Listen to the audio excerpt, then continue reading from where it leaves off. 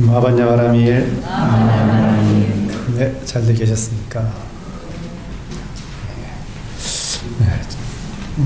오늘 연말이라 약속들이 다 많으시고, 그래서 토요일날 일이 많으셨는지 제가 한 달 전에보다 자리가 더 많이 비어 보이는데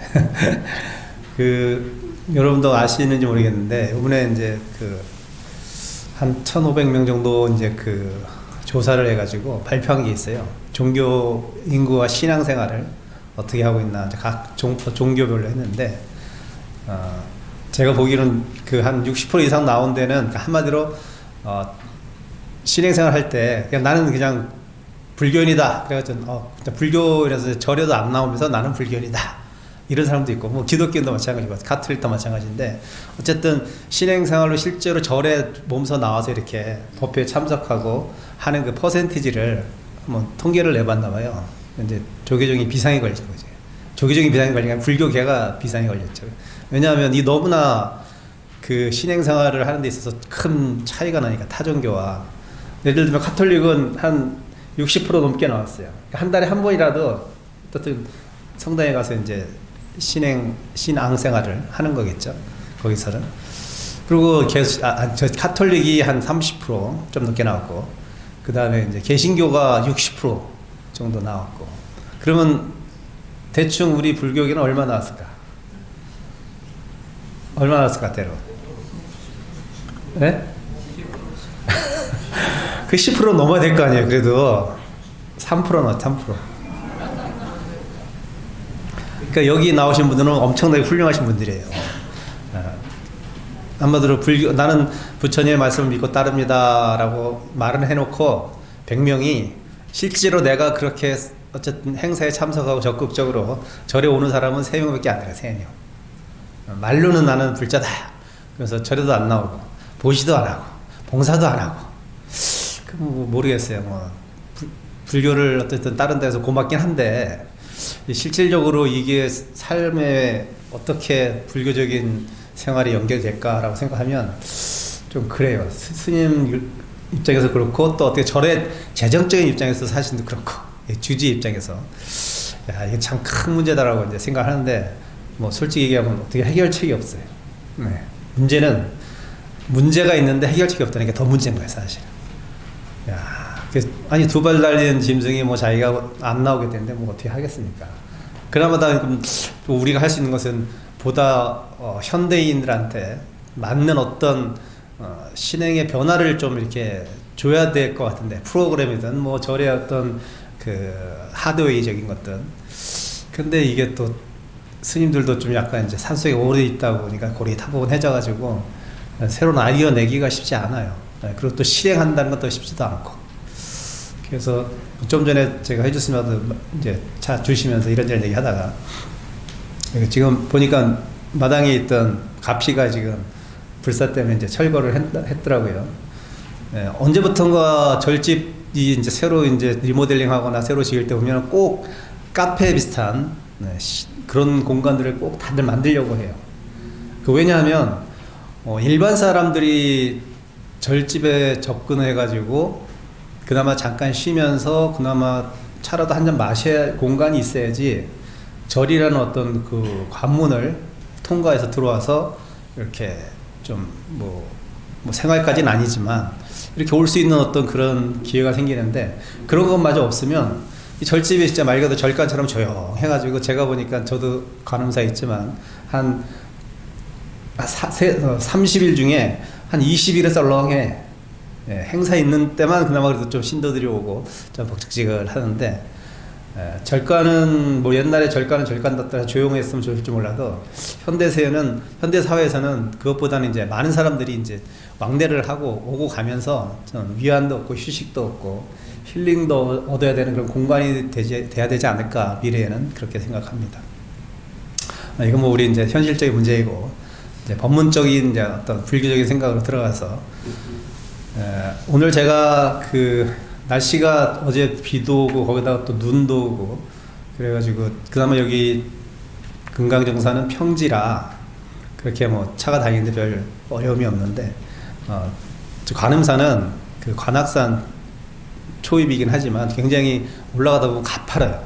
예, 그래서 제가 작년에 요맘때 아니죠. 한 몇 월 달 됐을까? 한 3월 달쯤 아니죠. 1월 말쯤 됐겠구나. 1월 초순? 그때 제가 제 차가 산타페가 한 8년 타고 다닌 차였는데 굴렀잖아요. 굴러가지고 폐차시키고, 예, 저는 이제 차가 뒤집혔어요. 내려오다가 미끄러져서 오 하면서 그냥 그 약간 또랑 같은데 빠져가지고 차가 뒤집혔어. 그래가지고 이제 뒤집혔으니까 어떻게 이제 제가 이제 엉금엉금 이제 문을 발로 차고 엉금엉금 이렇게 기어 나왔는데, 그래서 하나 다치지는 않고, 다행히 다치지는 않고, 예, 그렇게 이제 차는 폐차시키고, 예, 그랬던 기억이 있어서 오늘 제가 아침에 살짝 보니까, 야, 다른 차는 사실은 왔다 갔다 하더라고요. 왜냐면 미리 그 우리 절에서 일하시는 처사님이 소금을 많이 뿌려놔서 뭐 바닥은 녹아 있긴 하던데, 와, 제가 겁이 나는 거예요. 그래가지고 안 되겠다, 택시를 타고 가야겠다. 그래가지고 차를 놓고 택시를 이제 불렀잖아요, 앱으로. 근데 이제 거기가 고바이니까 그 오시는 분들 좀 불편할 것 같아서 제가 이제 가방 메고 가스장판 넣고 서서히 이제 걸어 내려왔어요. 밑으로 마을 쪽으로 내려오면 별로 긴 거리는 아니까 한 5분 정도 10분 정도 거리니까 천천히 내려와서 이제 저는 좀 그분 편하게 해주려고, 기사분. 근데 이제 분명히 제가 이제 딱 보니까 앱에 번호가 다 뜨잖아요, 택시 번호가. 그래서 이제 그 번호만 보면 이제 되니까 이렇게 기다리고 있으면서 택시가 올라오나 보고 있었죠. 근데 분명히 그 택시 번호인데 제가 분명히 손을 흔들었거든요. 슉 쌩까 가는 거야 그냥. 올라가서 뭐 위로 올라가는 거야, 절쪽으로. 그래서 제가 다시 그 앱에 전화번호 다 찍히니까 전화를 했죠. 아니 기사님, 제가 여기 손 흔들었는데 왜 그냥 가시냐고. 제가 보긴 봤는데 그냥 택시라 잡는 사람인 줄 알고 그냥 갔다면서 조금 있으니까 다시 이제 내려오면서 이제 딱 이제 제가 탔죠.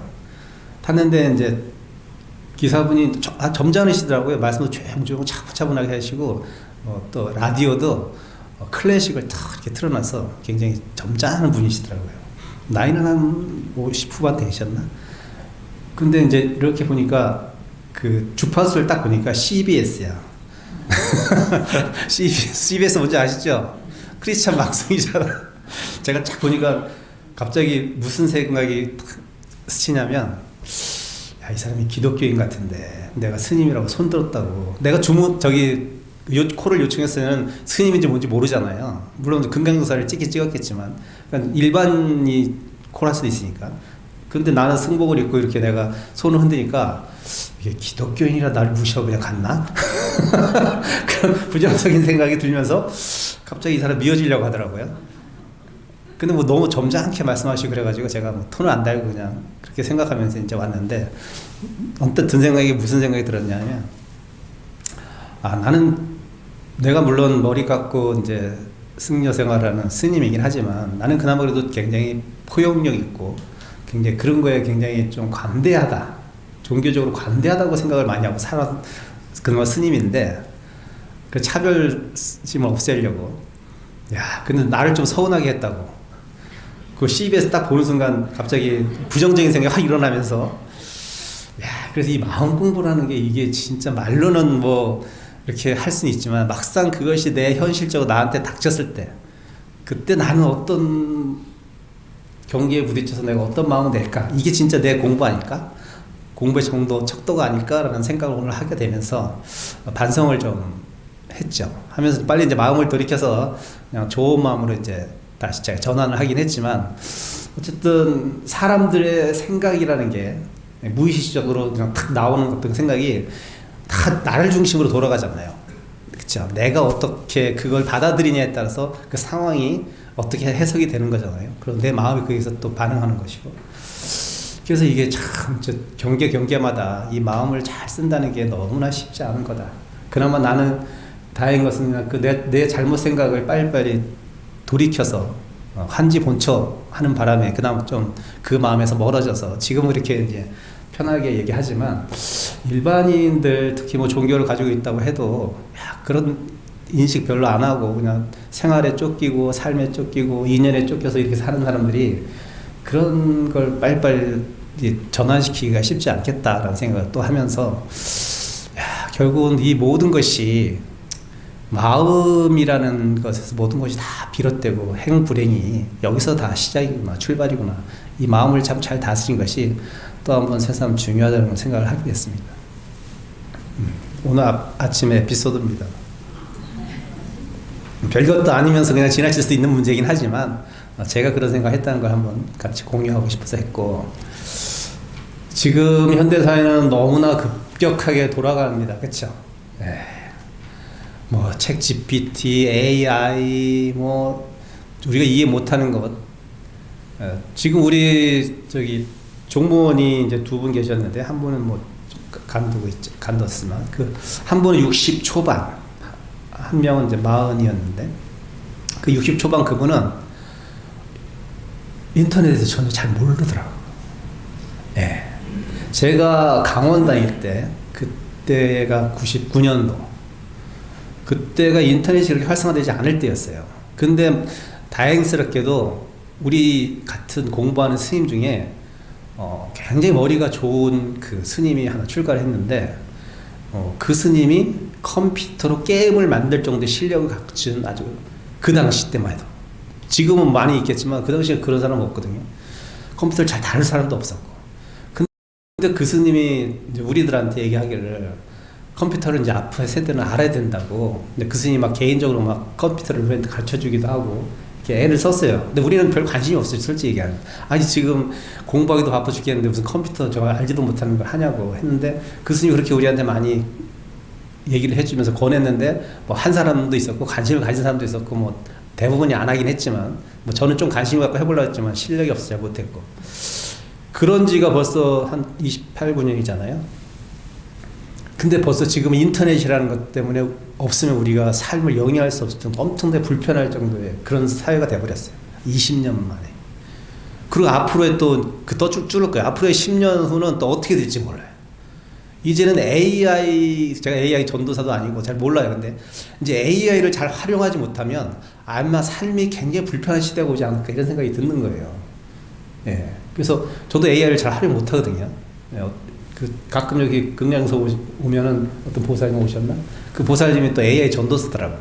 저한테 막 알려주는데, 석도 스님에 대해서 한번 AI에 대해서 물어봤대요. 석도 스님 어떤 분인가? 근데 AI가 할 수 있는 게 뭐예요? 기존에 있던 자료를 가지고 그걸 해석하는 거잖아요. 그 자료를 바탕으로. 근데 제가 깜짝 놀랐어요. 꽤 되더라고요. 저도 모르는 나를 해석한 그 AI가. 근데 사실은 제가 그런 생각을 늘 하고 법문을 했거든요. 또 그런 생각 속에서 내가 살려고 했고, 종교인으로서. 근데 걔가 그걸 딱 잡아내는 거예요. 제가 마음속으로 생각했던 불교를 어떻게 내가 전파를 해야겠다, 어떻게 불교를 알려줘야겠다, 불교의 어떤 사상에 중점을 두고 얘기를 해야겠다는 걸 내가 마음속으로 늘 갖고 있으면서 거기에 기준점을 두고 법문을 제가 늘 하거든요. 근데 기존에 있던 자료만 가지고 그 AI가, 제미나이가 저에 대해서 정확히 꿰뚫은 걸 제가 저에 대해서 판단하는 그 평가 내용을 보면서 깜짝 놀랐어요. 와, 얘가 이걸 어떻게 하지? 이건 내가 마음속에 늘 품고 있던 어떤 불교를 전파하는 방식이고 포교 방식인데, 이걸 어떻게, 대단하다. 근데 앞으로의 얘는 9버전이잖아요. 요즘 뭐 더 많은 거 나왔죠. 신버전이 하면은 이제 세상이 어떻게 변할지 진짜 우리는 쫓아갈 수 없을 정도까지 되겠다라는 그런 생각을 들게 되더라고요. 걔가 스님을 어떻게 평가했냐면 이렇게 평가했어요. 뭐 기억 남는 구절은 뭐냐면, 풀어서 좀 얘기하자면, 이 석도 스님이라는 사람은 불교 교리를, 그러니까 불교 진리 교리를 굉장히 먼 것처럼 보통 그렇게 얘기하죠. 마음이라는 게. 결국 그것이 제대로 활용 가치가 있게 되려면 현실에서 내 생활과 접목시켜서 그것을 어떻게 활용하느냐, 그리고 그 활용 속에서 내가 얼마나 마음을 편하게 갖고 있는 방법을 찾는 것이냐라는 그런 쪽으로 포교를 한다고 그렇게 써놓은 거예요. 스님이 늘 생각하는 방식이었거든요, 이게. 근데 걔가 그거를 많은 나에 대한 어떤 인터넷에 있는 자료를 가지고 취합해서 그 정도의 해석을 내놓는 거죠. 보통 여러분은 제 법문 들어도 그렇게 캐치하는 분도 있겠지만 캐치 저 스님은 그냥 그렇게 생각하는 것보다라고 편하게 생각할 수도 있지만 이 AI는 제가 갖고 있는 마음속에 있던 그 포교 방식에 대해서 제대로 짚어내는 것을 제가 깜짝 놀랐어요. 세상은 그렇게 급변하고 있습니다. 우리가 쫓아가고 못 쫓아가고 그 다음 문제지만 어쨌든 세상은 이렇게 급변하는데 그러면 이 급변하는 세상이 결국 추구하는 건 마지막은 뭘까? 도대체 이렇게 세상이 엄청나게 발달해서 결국 마지막은 뭐죠? 생각해 보셨나요? 마지막은 도대체 어디까지 갈까? 이 과학이라는 것이. 모르겠어요. 저도 이 과학이 추구한 최종 목적지가 뭔지 모르겠는데 제가 이제 며칠 전에 들었던 일화를 하나 얘기해 주면 스티브 호킹 박사가 한번 동대에 와서 옛날에 살아계실 때죠. 한번 초청을 한 건지 어떻게 한국에 오셨는데 그래서 강연을 한번 하신 적이 있대요. 휠체어에 앉으셔가지고 컴퓨터를 이렇게 하잖아요. 말 못하시니까. 근데 이제 많은 질의응답이 오갔는데 이제 마지막 질문을 이제 어떤 사람이 했는데 그 마지막 질문이 이제 뭐였냐면 이렇게 물어봤다는 거예요. 스티브 호킹 박사한테. 스티브 호킹 박사 누구신지 아시죠? 혹시 모르시는 분 계신가요? 이론 물리학자이기도 하고 우주에 대해서 빅뱅 이론을 갖다가 처음으로 주창하신 분이고 20세기 아인슈타인을 할 정도의 그런 석학이잖아요. 과학 쪽에서. 근데 이분이 이제 마지막 질문자가 뭐라고 질문했냐면 아주 철학적인 질문을 한 거죠. 제가 아까 말했듯이 그러면 과학이 추구하는 최종 목적지는 뭡니까? 목적은 무엇입니까? 과학이 추구하는 최종 목적. 이렇게 물어본 거예요. 그러니까 스티브 호킹 박사가 휠체어에 앉으셔가지고 잠시 침묵이 흐른 거죠. 한 3, 4분이 조용하더래요. 곰곰이 생각하더니만 이제 자판기 위로 치면 이제 화면에 뜨겠죠. 자판기가 탁탁탁탁 쳤는데 뭐가 나왔을 것 같아요? 그분이 생각하는 이 과학이 최종적으로 추구하는 최종은 무엇일까? 물질의 본질? 우주의 생성? 우주의 생성하면서 뭐 하려고요? 살면 무슨 못합니다. 우주의 생성한다면 뭐가 바뀌어요? 그게 아니고 이분은 딱 하면서 뭐라도 우리로 하면 마인드, 마음이라고 딱 쳤어요. 과학이 최종 추구하는 목적은 마음이라는 딱 쳤다는 거예요.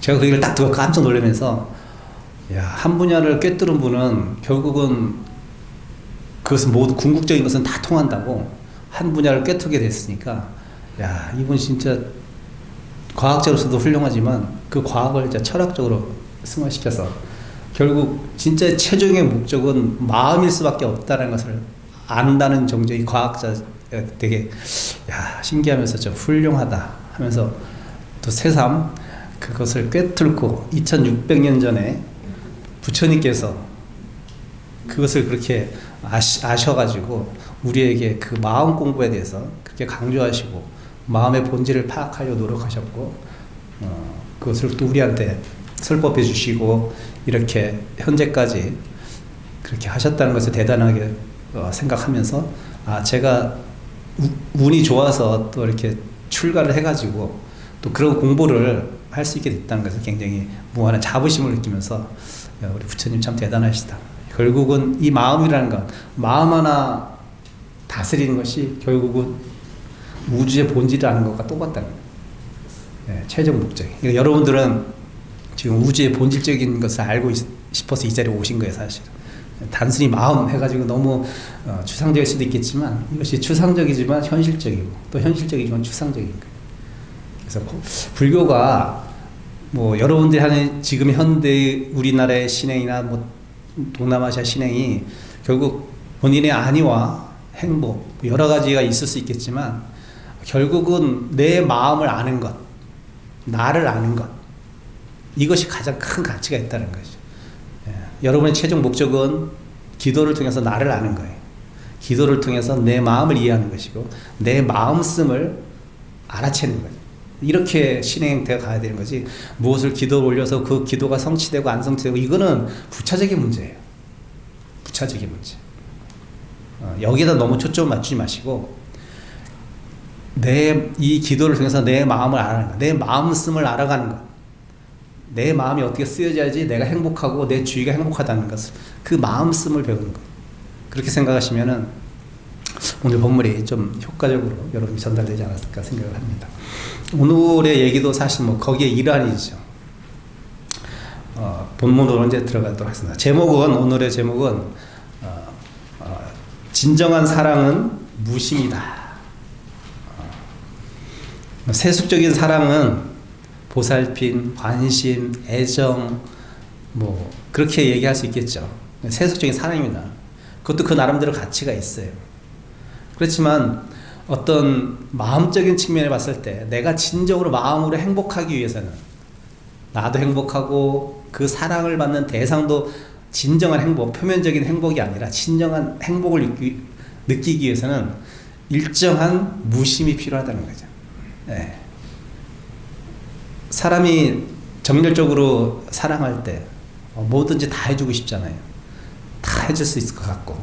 그렇지만 결국 그것이 사랑의 어떤 본질이라는 것이, 본질보다는 사랑의 어떤 우리가 알고 있는 일반적인 사랑이라는 것이 시효가 있잖아요. 시효가. 그렇죠? 일정 기간. 예. 신혼은 3개월. 그렇죠? 맞나요? 제가 결혼 안 해서 잘 모르겠어요. 뭐 3년이라고 하는 사람도 있는데, 예. 그 다음부터는 이제 사랑으로 사는 게 아니라 뭘로 산다 그러다. 동지애로 산다고 그렇게 얘기하시더라고요. 예. 이제 동지지 무슨 반려자가 동지가 되는 거죠. 그때 그 마음의 가치를 제가 편화하려고 하는 것이 아니라 그 본질, 내가 지금 쓰고 있는 이 사랑이라는 게 굉장히 숭고한 거예요. 좋은 거죠. 근데 여기가 내가 표면적으로 알고 있는 사랑이다라고 했던 그것에만 딱 천착해서 내가 그 사람을 대하게 되면, 그러면 결국은 세월이라는 것이 무상하게 흘러가면 그 사랑도 무상하게 흘러가 버리는데, 그 다음은 어떻게 대처할까요? 네. 또 다른 것을 찾나요? 그러면 이제 파탄나고 이제 힘들어지고 서로가. 그것도 아니잖아요. 그렇다고 뭐 이 부부 우리나라처럼 일부 일처에서는 뭐 여러 사람 둘 수도 없는 거잖아. 뭐 저기 저쪽 어디에요? 사우디아라비아나 이런 데는 뭐 부인을 20명씩 왕자들은 둔다고 하는데 우리 그런 문화가 아니잖아요. 네, 그럼 도덕적으로 비판받고.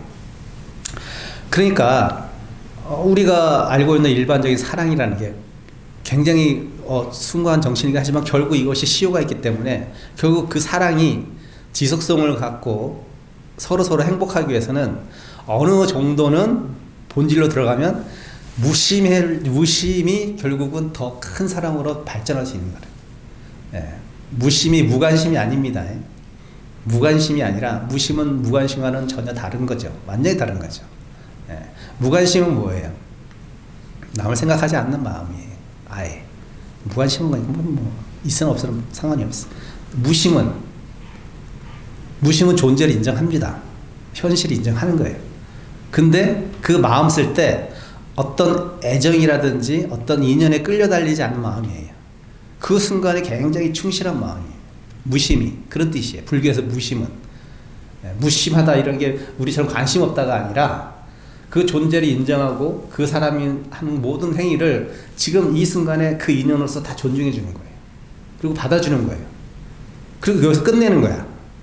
그것을 가지고 옳다 그르다 따지지 않아요.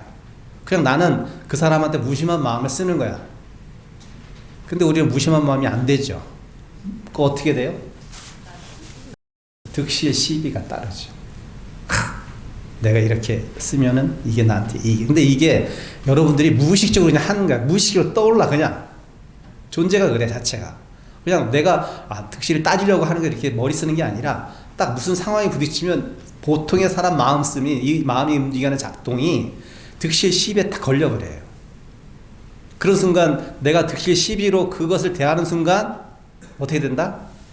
결국 시간적으로 봤을 때 잠시 내가 편할 수도 있고 저 사람을 편하게 할 수도 있지만 결국 그것도 시효가 있어 길게 못 간다. 득실 시비에 딱 내가 생각이 걸리는 순간 다 걸려요. 저도 걸려요. 다 걸립니다. 근데 그 득실 시비를 빨리 알아채는 거예요.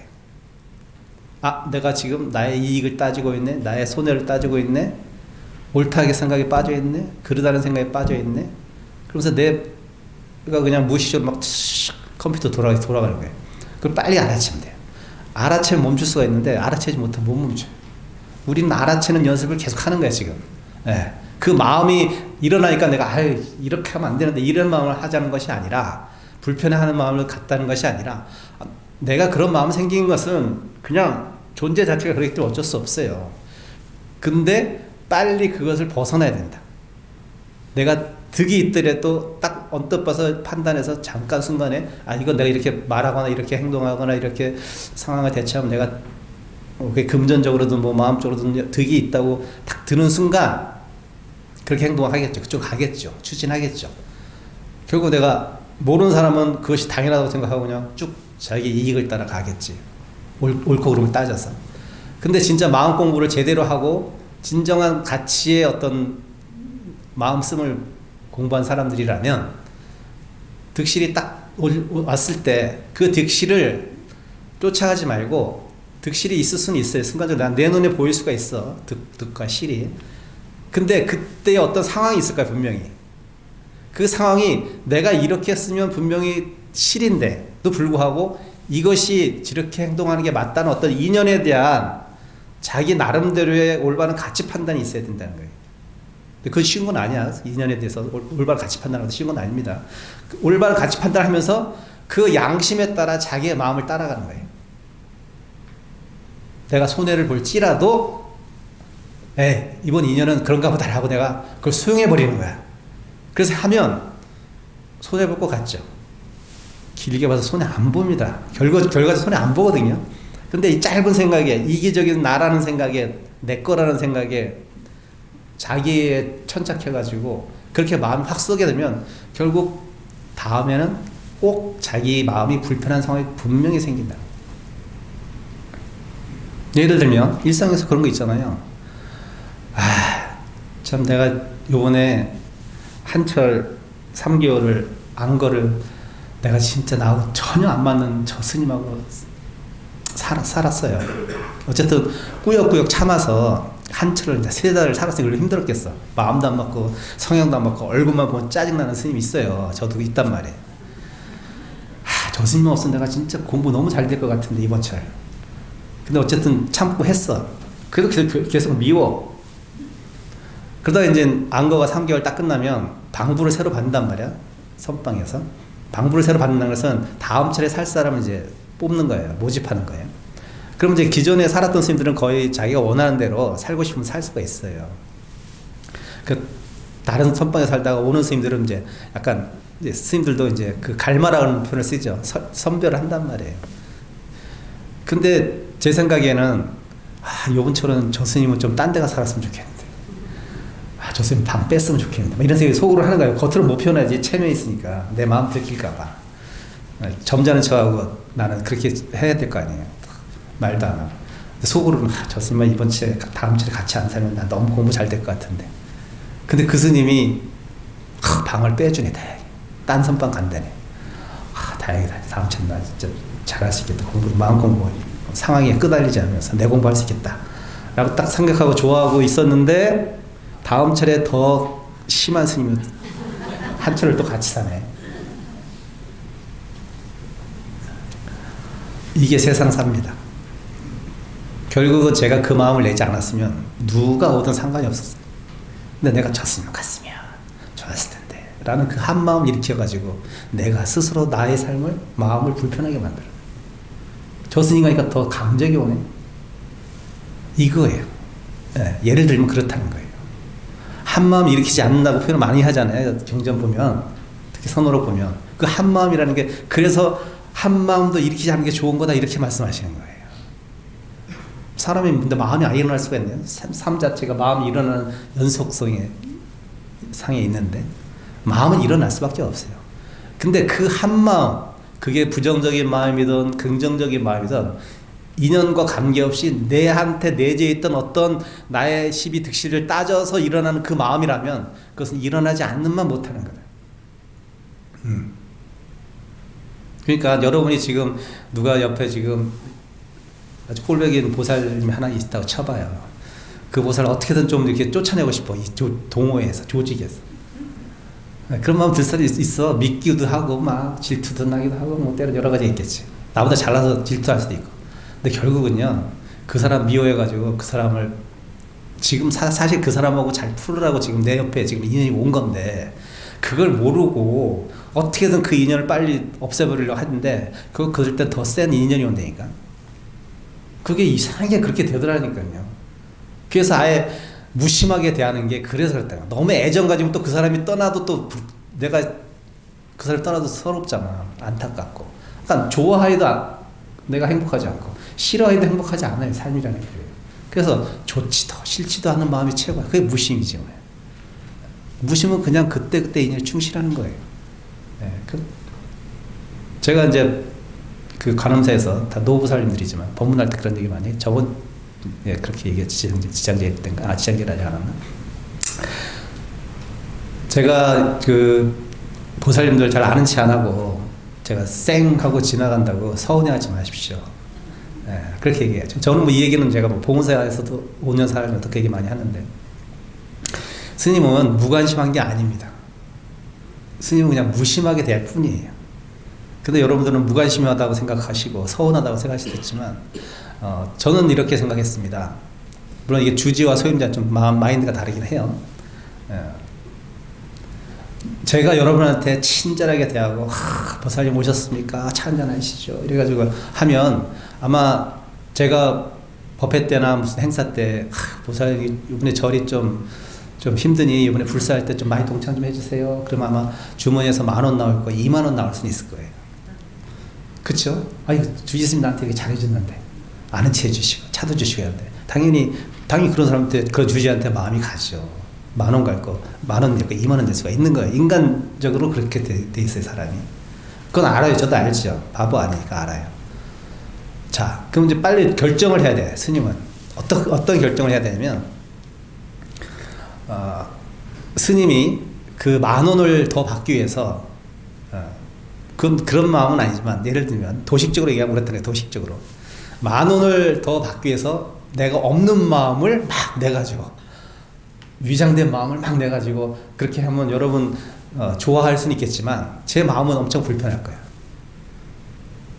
우리가 추구하는 것은 나도 좋고 너도 줘야 돼요. 한 사람만 주면 안 돼. 마음이 다 줘야 돼. 자타이시 성불 떴잖아. 같이 성불하는 거지 뭐. 나는 마음 죽여가면서 소심하게 살고 조심조심 사는데 저 사람은 막 맨날 자기 하고 싶은데 다 이건 불평등한 세상이 그게 아니야. 나도 편하고 당신도 편해야지. 나는 불편하고 당신만 편해? 그런 건 없어 있어요. 그런 관계는 결국 나중에 폭발하게 돼 있고 끊기게 돼 있어요. 그런 게 오래 갈 수도 없고. 결국은 너도 좋고 나도 줘야 된단 말이야. 그러니까 스님은 빨리 결정해야 돼. 내가 10,000원을 더 받기 위해서 내 시간을 저당 잡히느냐. 아니, 나는 10,000원을 버리고 내 자유를 획득할 것인가. 스님은 어떻게 한다? 후자를 선택하는 거지. 난 10,000원 안 받아도 돼. 10,000원 없어도 좀 불편하게 살는데. 나는 내가 일어나는 마음대로 살 거야. 그 일어나는 마음. 본심에 충실할 수 있는 마음. 그 마음. 저 보살님 내가 차 한잔 주고 싶으면 그런 거 아무 관계없이 보살님 차 한잔 하세요. 할 수 있잖아. 그렇죠? 네. 근데 내가 속에 한 마음 품고 있어가지고 어떤 그런 경제적인 어떤 생각을 하고 차후를 생각해서 그 보살님한테 뭐 접근 아닌 접근을 그런 식으로 했다. 형식적으로. 그 보살 잠깐은 좋을 수 있겠지만 결국 길게 못 가요. 그런 관계는. 결국은 내가 할 수 있는 보여줄 수 있는 무언가 갖고 있는 어떤 그 본심, 진심을 나는 내 나름대로 보여줄 뿐이고 그 진심이 좋아서 알아서 그 마음을 내지 그게 자연스러운 어떤 인연관계가 형성되는 거지 어떤 그런 형식적이고 도식적이고 찰나적인 마음을 내가지고 뭐 저를 잠깐은 부응할 수 있겠죠. 결국 그것이 길게 갈 수 있을까? 스님은 그렇게 생각하는 거죠. 그러면 또 감당해야 될 것이 있어요. 뭐다? 그렇게 내가 그런 마음을 쓰지 않았기 때문에 당연히 그분들도 그런 마음을 안 쓸 거라면 나한테. 그러면 나는 어떻다? 외로울 것이다. 받아들여야지. 나는 외롭기는 싫고 사람한테 인기는 많고 싶고 그런 마음을 쓰기 싫고 그런 건 없어요 세상에. 이거야 다. 그러니까 내가 무엇을 했을 때 무언가 대가가 분명히 옵니다. 근데 나는 그 대가는 싫고 좋은 것만 내가 다 받아들이고 나한테 좋은 일만 생겼으면 좋겠어. 이런 건 없어요. 그러니까 여러분들은 선택을 해야 돼, 빨리. 거기에 대한 긍정적인 거, 부정적인 거에 대한 선택을 딱 해서 인연에 충실해야 돼요. 근데 그 인연이 12득실을 따른다는 것은 인연에 충실하지 않는 거거든요. 오늘 이제 얘기하는 것이 신심에서 얘기하는 오늘 대목이 대부분 다 내용이 그런 내용이긴 하지만 오늘 내용도 그런 내용인 거죠. 예, 12 분별에 대한 얘기죠. 득실 12에 대해서. 어떻게 득실 12가 우리를 행복하게 못하게 하는지에 대해서 본질적으로 얘기를 하는 거예요. 자, 한번 볼까요? 득실 12를 일시 반각하라. 안약 불수하면 제몽자제요. 심약 불이하면 만법이 일련이라. 해석을 하면 이거죠. 득실 12를 일시에 놓아버려라. 만약 눈이 잠들지 아니하면 꿈은 스스로 없어지게 됨이요. 그렇지, 잠자지 않은 꿈이 없잖아. 마음이 만약 다르지 아니하면 만법은 같음이라. 굉장히 어렵게 써놨죠. 무슨 말씀 하시는가라고 할 수도 있는데 결국 아까 제가 전제에서 얘기했던 그 얘기를 하는 거예요. 네. 득실 12를 일시 반각하라. 만약 불수하면 제몽자제요. 심약 불이하면 만법이 일련이라. 득실 12를 일시에 놓아버려라. 만약 눈이 잠들지 아니하면 꿈은 스스로 없어지게 됨이요. 마음이 만약 다르지 아니하면 만법은 같음이로다. 자, 한번 하나하나 해석해 볼까요? 득실 12, 아까 스님 말씀하셨듯이 득실, 얻고 잃고 오르고 그런 것, 우리는 다 여기 얽매여서 지금 세상살이 하고 있습니다. 득실 12. 여기를 벗어나는 삶이 없어요. 지금의 우리가 살고 있는 인생이 다 여기 득실 12에 다 얽혀 있습니다. 득실 12를 일시 반각하라. 한꺼번에 확 반각, 놓아버려라. 버려버려라. 없애버려라.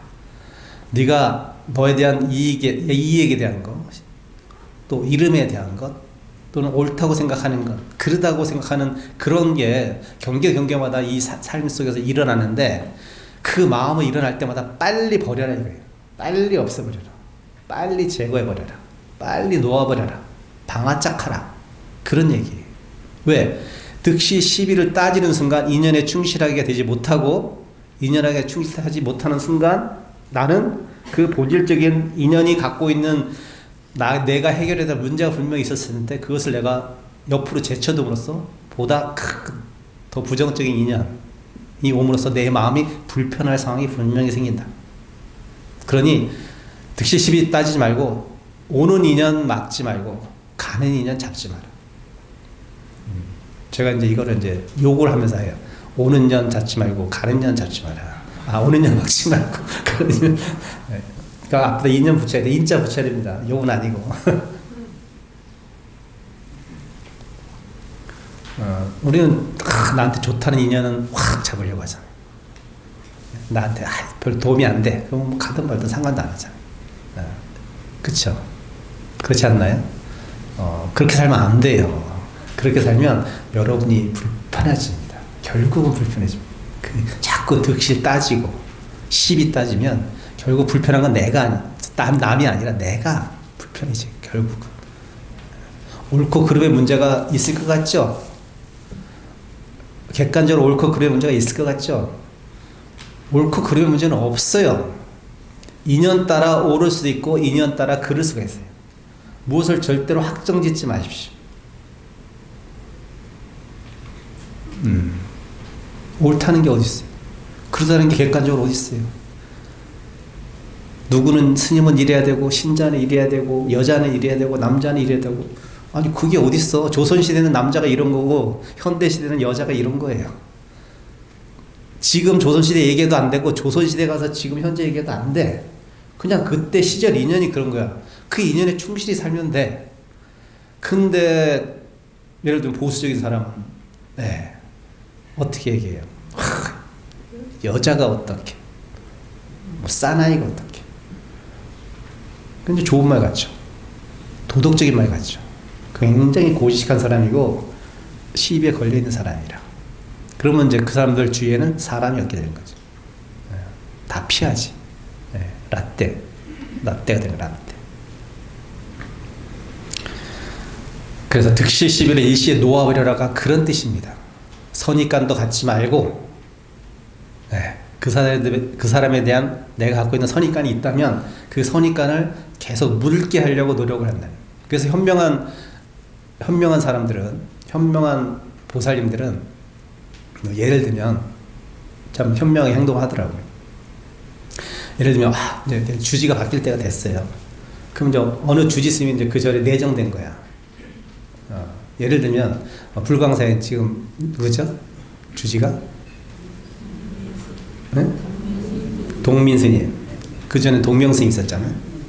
그러면 이제 바뀐다는 건 이제 불광사 신도들이 이제 안다고 생각해 보세요. 동민스님을 겪어본 분도 있고 안 겪어본 분도 있겠죠. 동민스님이 새로 주지 온다는데 어떤 보살은 동민스님한테 서치를 막 하는 거야. 이 스님이 대체 어떻게 뭐 행동을 하고 어떻게 포교를 하고 금강장에서는 어떻게 살았나 서치해. 그럼 어떻게 돼요? 내가 겪어보지도 못한 문자를 통한 선입관이 생겨버려요.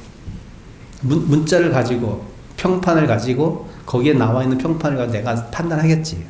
그럼 이제 뭐 당신은 좋은 정보를 얻었다고 생각할 수 있어요. 그렇지만 결국은 동민 스님이라는 사람을 겪어보지도 못하고 그 스님에 대한 어떤 남의 평판을 가지고 내가 선입관을 가져버려.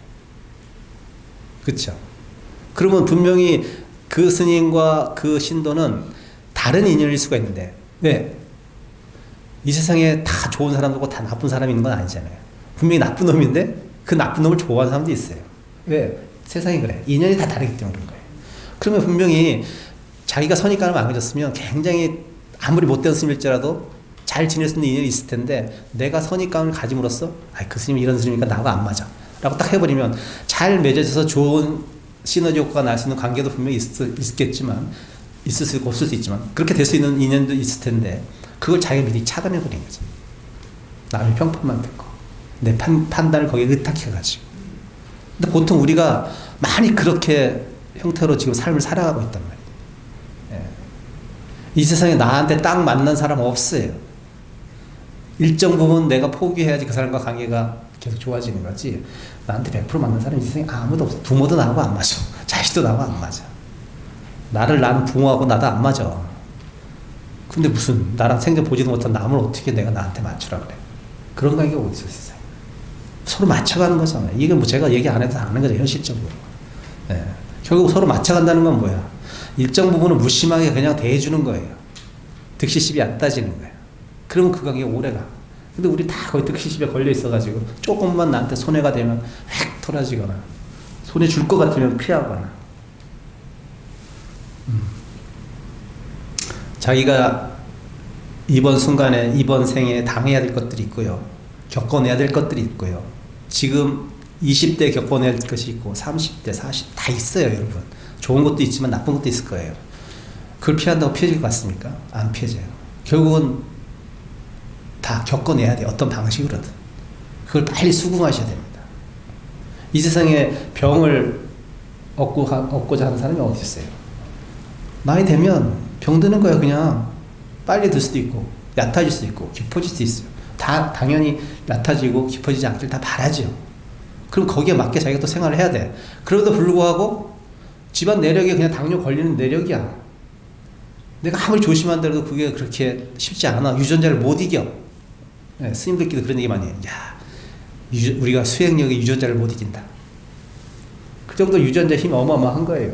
우리는 그렇게 물질적으로 만들어져 있기 때문에. 그럼 결국은 내가 조심해서 살 수밖에 없어. 근데 조심해도 걸리는 건 어쩔 수 없는 거죠. 근데 내가 왜 걸렸어? 이렇게 하면 안 되는 거야.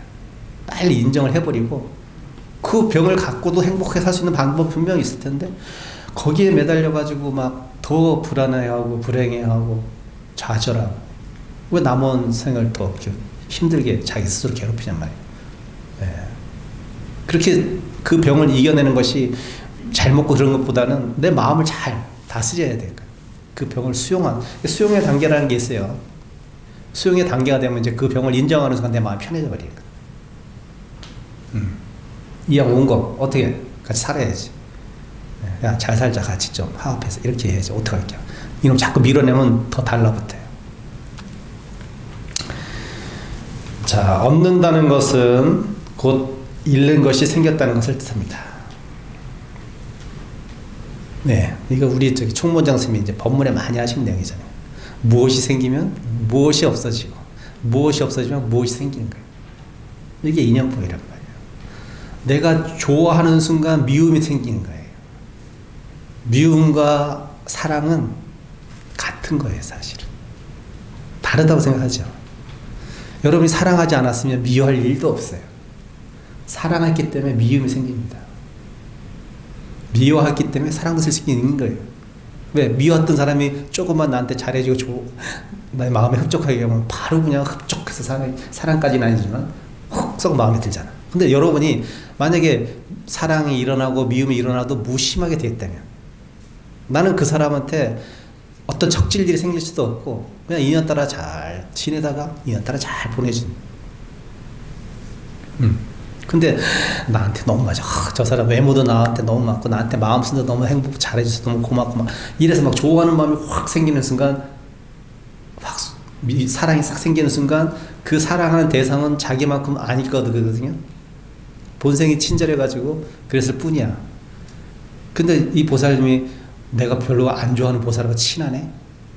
갑자기 미워지는 거야. 확! 사랑한 만큼 미워지는 거야. 좋아한 만큼 싫어지는 거야. 근데 만약에 그 보살을 2년 따라 그냥 덤덤하게 무심하게 되었다면 저 보살이 딴 보살하고 친하든 말든 뭔 상관이야? 알아서 가는 거지. 그러면 내가 사는 게 얼마나 편할까? 네. 결국 좋아한다는 것, 병폐가 바로 미움이 생기기 때문에. 좋음과 미움. 예, 같이 가는 거예요. 따로 가는 게 아니에요. 예, 그래서 그냥 미움도 벗어버리고 사랑도 벗어버리고 그런 노래가 나오는 거예요.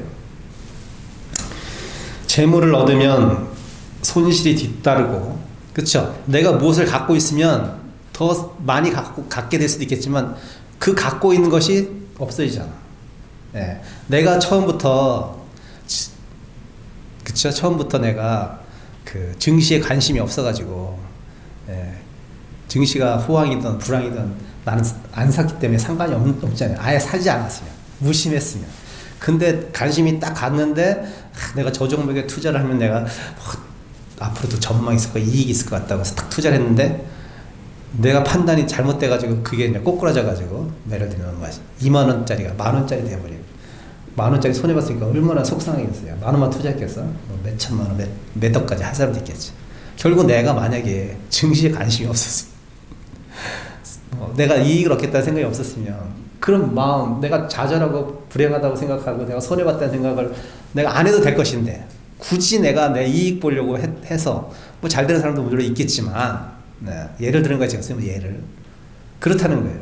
무언가 얻게 되면 분명히 무언가 마음을 일으키게 되면 무언가 어떤 부정적인 어떤 것이 또 생기기 때문에 이것을 동시에 갖는다고 생각하면 투자하십시오. 아, 난 손해보고 망할 수도 있어 라고 생각하면 좀 망해도 좀 덜 서운하긴 하겠지만, 근데 나는 다른 사람 이익 보니까 나는 이익 볼 거라고 딱 판단하고 들어갔는데 그 종목이 별로 재미가 없네. 네. 스님도 한번 해봤어요. 그 얘기하는 거. 스님도 엄청나게 손해봤어. 네, 제 개인적인 얘기를 하면, 저하고 제일 친했던 두 사람이 있었어요. 학교 다닐 때. 선배, 동기. 네, 그 선배가 그 당시 학교 다닐 때, 제가 80년대 학교 다녔을 거 아니에요. 대학을. 그때 우리나라 주식이 좋았나 잘 전 몰랐어요. 그때 이 선배는 먼저 졸업해가지고 전문 증시로 가서 막 돈을 어마어마하게 벌었죠. 그래가지고 막 그 집안의 사람들이 돈을 많이 번 걸 봤잖아요. 통장 봤을 거 아니야. 그러니까 나도 투자해서 막 그 당시 5천만 원 막 뭐 1억씩 막 이렇게 맡긴 거죠. 처음엔 잘 됐겠지. 그러다 어떻게 돼서 나중에 쫄딱 망했다. 그걸 제가 옆에서 지켜봤어요. 그리고 또 동기놈은 증권회사 취직했어. 네. 걔도 재밌게 막 했죠. 또 걔가 또 아버지 돈, 형 돈 해가지고 또 투자 많이 했겠지. 결국 쪽박찼죠. 결혼할 때는 결혼 조건이 뭐냐냐, 그 와이프도 제가 잘 아는데 그 와이프가 현명한 사람이지. 증권회사 옮겨라. 그럼 내가 결혼하겠다. 그래서 딴 데로 옮겨서 결혼했어요, 결국. 저는 그걸 옆에서 지켜본 사람이야. 그냥 저는 증시하면은 약간 그 부정적인 생각이 있잖아요. 어린 시절에 내 주위에 가장 친했던 사람이 그게 망하는 꼴을 봤으니까. 그래서 저는 뭐 증시는 뭐 관심도 없었어. 진짜 관심도 없어. 뭐 출가까지 했는데 무슨 관심이 있어. 그러다가 제가 이제 소임을 보면서 돈이 조금씩 생겼잖아요. 이렇게 통장에 쌓이더라고. 한 그때 4천만 원 쌓였나? 아, 이거 뭐 내가 갖고 있어도 아무 그게 없잖아요. 제가 그거 뭐 살림에 뭐 보태고 뭐 이런 것도 없잖아요. 그냥 뭐 절에서 매겨주고 재워주니까 뭐 이 돈을 쓸 일이 크게 없잖아요. 누가 달라고 하지도 않고. 갑자기 주위에서 막 그때 증시가 하락일 때 거야. 이거 투자하라고 막 몇몇 스님들이 나한테 얘기해 주는데 끝까지 안 했었어요. 그러다 어느 날 망상에 딱 들어가지고, 야, 이거 좀 투자해서 내가 토굴이라도 하나 마련할까? 아파트 토굴이 하나 마련할까? 그 내가 나 아무 공부도 하지도 않고 딱 봐가지고, 아, 이거 괜찮겠다. 무식하죠, 진짜. 아무 생각도 없이. 아, 그래. 한 2천만 원, 1,000만 원. 했는데 지금 어떻게 됐다? 쪽박 찼다.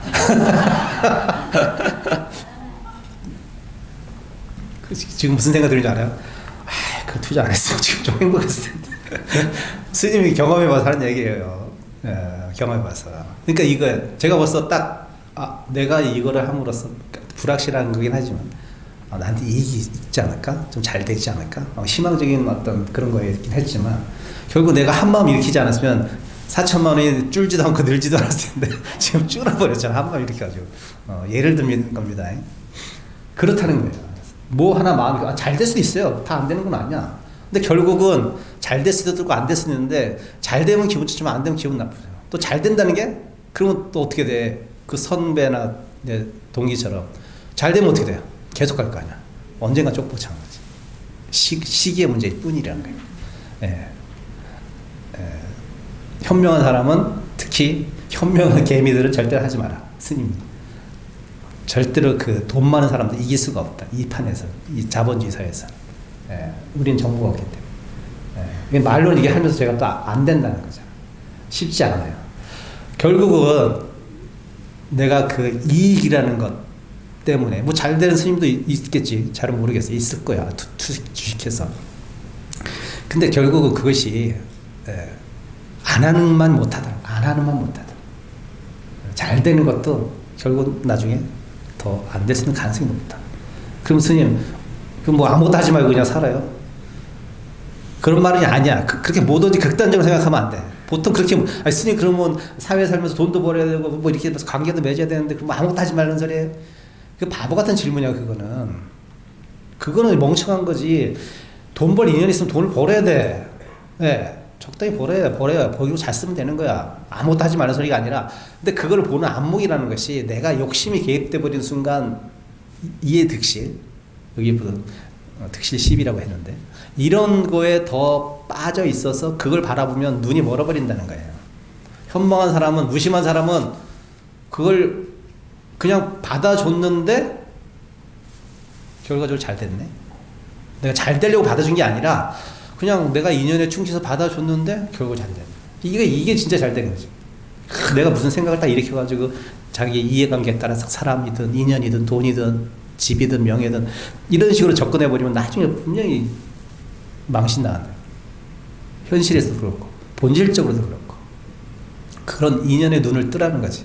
아무것도 하지 말는 소리가 아니래. 아무것도 안 하고 사는 세상이 어디 있어. 명성을 얻으면 곧 불명예를 얻을 확률이 높게 되어 있습니다. 네. 이거 스님들도 여러 명 봤죠. 잘 나가는 스님, 봉은사에서 저하고 인연이 있어서 같이 살았던 스님도 잘 나갔죠. 카이스트 나오고 머리도 똑똑하고 잘생기고 그러다 책도 내고 뭐 인기도 없고. 제가 좀 불안했어요, 그 스님이. 그래서 제가 충고는 아니고 살짝 던지시 얘기했죠. 아니, 스님 뭐 머리도 좋고 다 좋은데 어쨌든 그래도 좀 약간 이렇게 자기 자신을 돌아보는 시간을 좀 가져야 되지 않냐. 선방이라도 한 며칠 다녀라.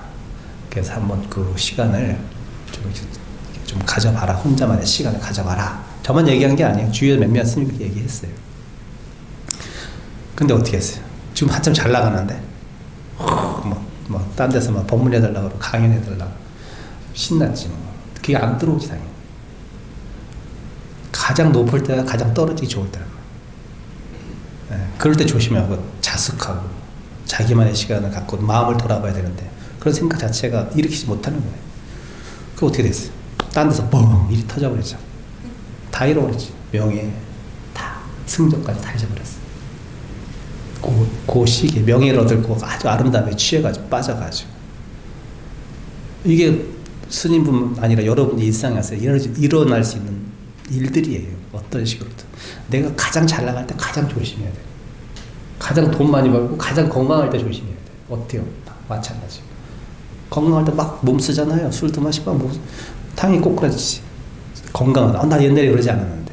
옛날에 건강하지 않았던 사람이 다 건강했었어. 한때는. 잘 나갈 때 조심해야 돼요. 명예를 막 얻을 때 조심해야 돼요. 그때 또 자숙하고 조심해야 돼요.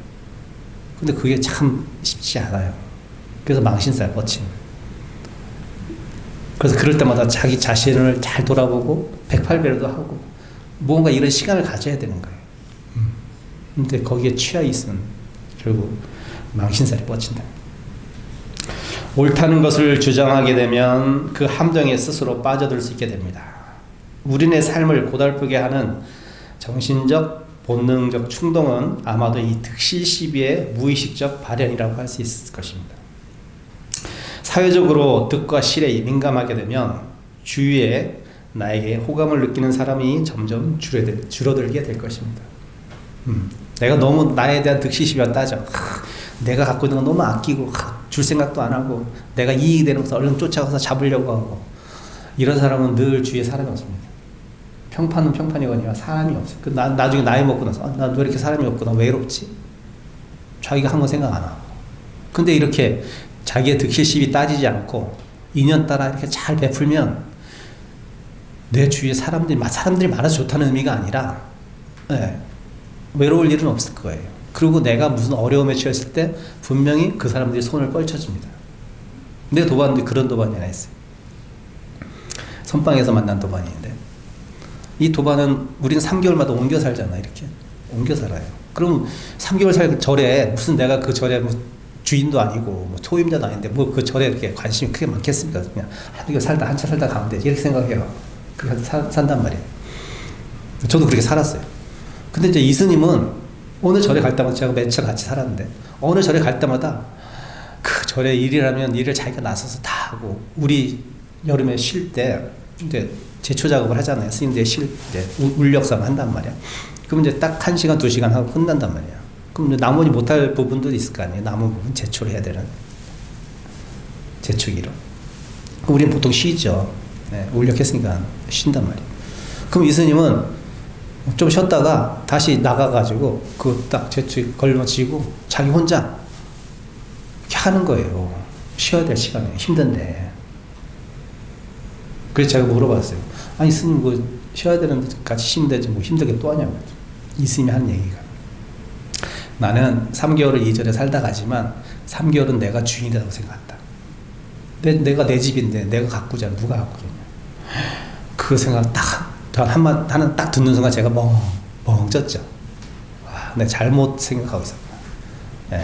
그 제가 그렇게 막 부지런한 스타일은 아니라서 손수 나서지는 않았지만 그래서 뭔가 도움을 주고 싶은 생각이 팍 드는 거예요. 뭘 도와주지?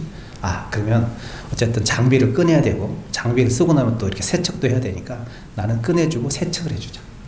그래서 그 스님은 내가 울력하려다 그러면 내가 탁 가서 장비 딱 들어주고 다 제초제 하고 그 풀 다 털어주고 장비 딱 세팅해 놓고 이렇게 이제 같이 한 철을 살았죠. 그래서 잘 지내. 지금까지도 잘 지내 그 스님하고. 근데 그 스님이 이제 손방에 열심히 다니시다 이제 2년이 돼서 이제 저를 주지를 지금 하고 있잖아요. 똑같이 행동합니다. 뭐 자기가 절이니까 더 열심히 하겠지만 똑같아. 저를 바라보는 인식이 똑같아. 저거 좀 달라요. 주인이라고 생각하고 살고. 그리고 도반들한테 한 철에 도반들이 선방에 가면 한두 명이 아니잖아요. 많은 명, 20명일 수도 있고 10명일 수도 있고 5명일 수도 있단 말이에요. 그럼 거기에 공양금 내지 공양물을 보내줘야 돼. 철마다. 보내주는 건 아니고 자기가 마음 내서 보내주면 고맙고 받는 사람도 그렇게 생각하는데 이 도반은 한 철도 빠지지 않고 1년에 한 철에 1,000만 원씩 하면 2,000만 원 되잖아요. 그거를 지금 주지 2만 개 하니까 지금 한 5, 6년째 하고 있죠. 계속 보냈어요. 그거 자기가 주머니 챙겼으면 억이잖아요. 억단이잖아요. 그렇게 계속 지금도 끝까지 하고 있고. 그래서 다른 도반들이 모여 그러면 안 모여요. 그 보살이 모여, 그 스님이 모여 그러면 다 안 모여. 받은 게 있잖아. 모여야지. 말 들어야지. 예, 그 마음을 이렇게 쓰니까 또 그 스님이. 그런 거예요. 삶이라는 게, 사람 관계라는 게 그런 거예요. 예, 내가 이해 득실 따지지 않고 자기가 베풀 수 있는 인연이 됐을 때 그렇게 베풀면, 없는데 막 쓰라는 게 아니잖아요. 주지 하면 그 정도의 여유는 있어요. 아마 안 해도 되죠. 사실 누가 욕하지는 않아. 근데 그렇게 하는 거예요. 남아 돌아 사는 게 아니에요. 할 수 있는 마음이 있기 때문에 할 수 있는 거예요. 절이 그렇게 풍족한 절도 아닙니다. 근데 그렇게 해요. 근데 만약에 그 도반이 뭔가 이제 좀 뭐 인연이 잘 안 돼서 잘 안 풀릴 때 있으면 제가 안 도와주겠습니까? 잘 되면 다른 도반이 안 도와주겠습니까? 다 도와줄 거라 생각하죠. 그래요. 그 사람 이해득실 없이 우리를 그렇게 해줬기 때문에 나도 그런 마음을 낼 수 있는 상황이 생기는 거예요. 근데 우리는 다 이해관계 따져서 다른 사람도 안 하는데 나도 안 해도 되지. 이렇게 할 수도 있고, 아니, 저 사람은 나한테 안 했는데 나도 안 해. 할 수 있는 여력이 되는데도. 이렇게 되면 안 되는 거예요. 굉장히 근시안적인 삶을 사는 사람이죠. 그리고 결코 행복해질 수가 없어요. 그런 사람은. 사회적 환경의 입장에서도 이 정도인데 마음 공부 측면에서 말할 무슨 소용이 있겠습니까? 근시안적으로 보게 되면 득과 실이 이 확연히 보이는 것 같습니다. 하지만 긴 호흡으로 보게 된다면 생각만큼 득과 실이 확연하지 않음을 알게 됩니다. 실이 득이 될 수 있고 득이 실이 될 수 있음을 아는 지혜가 필요합니다. 마음 공부는 미래적 가치를 지향하는 것이 아닙니다. 지금 이 순간의 가치를 중시합니다. 이용가치, 활용가치적 측면은 고려 대상이 아닙니다. 아니, 가치라는 용어 속에는 벌써 짙은 득실의 냄새가 배어 있습니다. 가치라는 용어 대신에 인연이라는 말이 맞을 듯합니다. 지금의 인연에 충실한 사람이 공부에 매진할 수 있는 기본기가 갖춰진 공부인입니다. 인간적 가치, 물질적 가치, 재산적 가치, 이 단어들은 다가올 미래를 상징하고 있는 용어들입니다. 마음 공부는 가치가 아니라 지금 내 눈앞에 실존하고 있는 사람에게 집중합니다. 그렇게, 그리고 내가 잡을 수 있고 만질 수 있고 느낄 수 있는 현존하는 느낌을 온전히 느끼려고 합니다. 그래서 미래의 사랑은 사랑이 아닙니다. 지금의 사랑이 진정한 사랑입니다. 내가 너 도식적으로 물 한 번도 묻히지 않고 내가 너 살게 해줄게. 미래적 사랑입니다. 속지 마세요. 지금 나한테 금가락지 껴주는 놈이 최고입니다. 공부인에게 사랑보다 더 깊은 사랑은 무심입니다. 미움은 모두 버려야만 되는 부정적 감정이지만 좋은 사랑도 버리고 무심에 이르러야 진정한 사랑으로 거듭 태어나는 것입니다. 세속적 사랑은 시효가 있게 되지만 무심한 사랑은 시효가 없게 됩니다. 이러한 사랑이 보다 큰 사랑입니다.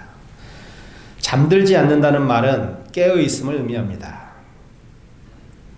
안약불수가 잠들지 않는다는 거죠. 눈을 감지 않는다니까. 깨어 있음은 상식적이며 도식적인 관점을 벗어나 있음을 의미합니다. 그렇게 된다면 우리는 비로소 볼 수 없는 것을 보게 되고 이해할 수 없는 것을 이해하게 됩니다. 이해의 지평선이 넓어지게 되고 인식의 확장이 가능하게 되는 것입니다. 마음이 다르지 않다는 것은 세상을 가치로 따지지 않고 본질을 이해하게 되면 우리의 안목이 밝아져서 본심이 즉심이 되고 즉심으로 바라보고 이해하는 세상을 있는 그대로 보고 인정하며 살게 된다는 것입니다. 내가 이해하고 내가 아는 만큼 인식하는 것이 아니라 중심이 내가 아니라 모든 인연이 되고 내가 이해하는 것이 아니라 있는 그대로. 저 안 만졌어요. 조셨나요? 졸렸나 내 법문이? 떨어뜨렸어요. 내가 이해하고 내가 아는 만큼 인식하는 것이 아니라 중심이 내가 아니라 모든 인연이 되고 내가 이해하는 것이 아니라 있는 그대로 볼 수 있는 안목이 갖춰지게 되어 자와 타가 구별되지 않고 하나로 돌아가게 됨을 이해하게 됩니다. 이 경지에 도달하게 되면 만법과 하나가 될 수 있음을 말하는 것입니다. 만법 이르라는 게 그런 뜻이에요. 예. 자와 타를 가르지 않으면 하나가 된 거죠. 세계 일화처럼. 예. 우리가 화합이 안 되는 것은 나와 남을 구별하기 때문에 그렇잖아요. 나와 남을 쉽게 구별하지 않는다면 이 세상은 굳이 화합인 이런 말 할 필요 없어요. 예. 그렇게 나와 자타를 구별하지 않는 그 마음이 되면 당연히 사회는 화합하고, 예, 국가도 화합, 세계도 화합하고. 근데 자꾸 미국, 한국, 일본, 중국 다 그런 정치적인 이해관계, 사회적 이해관계 다 이런 이해관계 때문에 득실을 따지잖아요. 따질 수밖에 없지. 세계니까. 그렇지만 그렇게 미국이 자기네 득만 따지면 이 세상이 어떻게 되겠어요? 약소국들은, 예, 얼마나 힘들어진 삶을 살아야겠어요. 대국이라는 사람들이 좀 이와 덕을 떠나서 때로는 손해보면서 원조될 수 있는 것이고, 예, 그 원조받은 국가가 또 잘 살게 돼가지고 또 못 사는 나라 원조할 수도 있잖아요. 이래야지 선순환적인 좋은 구조가 형성되는 세계가 되는데, 내가 힘이 세니까 내가 다 가져야 돼. 너희들, 예, 말 안 들으면 비행기 띄우고 배 띄우고 협박하고 이래가지고 무슨 세상이 올바로 돌아가고 많은 사람이 행복하게 되겠습니까? 결국은 총뿌리를 남한테 겨눴지만 결국은 그 돌아오는 총뿌리가 미국한테 겨눠집니다. 결국 미국이 100년, 200년 후에 강대국이 계속 유지하는 법이 됐어. 만약에 중국이 강대국 되면 얼마나 자기들한테 서름 당한 걸 서름을 또 갚아주겠습니까? 자기가 한 만큼 받게 돼 있어요. 예. 만약에 이런 불교적인 관점을 가지고 있다면 트럼프가 그딴 짓 안 하지. 바보 같은 짓. 자기가 자기한테 총을 겨누는 어설픈 짓은 안 하겠지. 예, 그런 눈에 좀 안타깝긴 하지만 또 그런 인연인가 보다고 생각하고 살지만 어쨌든 여러분은 되도록이면 득과 실이 떠올지라도 좀 손해볼 수 있는 일은 손해 좀 보고 또 채울 수 있는 득이 되는 인연이면 또 득을 보세요. 예, 근데 막 득 보기 위해서 아무 애쓰고 아귀다툼하지 마시고 그럼 너무 불행해지고, 예, 늙어서 모습이 추해져요. 아주 추해집니다. 그렇게 살지 마시고 편하게 사시면 살 놈은 다 살고 죽을 놈은 다 죽습니다. 너무 애쓰지 마세요. 있는 그대로 받아주십시오. 아셨죠? 네, 마치겠습니다.